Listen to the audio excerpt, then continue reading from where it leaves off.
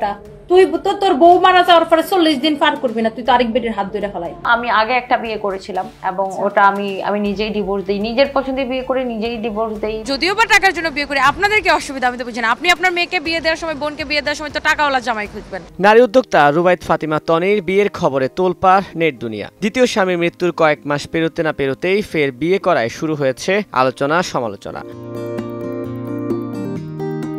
ফেসবুকে ছড়িয়ে পড়া একটি পোস্ট থেকে নতুন চর্চা শুরু। মোহাম্মদ সিদ্দিক নামে এক ব্যক্তি তনিকে স্ত্রী সম্বোধন করে লিখেছেন, আরো একটি বছর পেরিয়ে গেল, কিন্তু মনটা এখনো তরুণ। আমার জন্মদিনকে বিশেষ করে তোলার জন্য প্রিয় স্ত্রীকে অসংখ্য ধন্যবাদ, তোমাকে ভালোবাসি।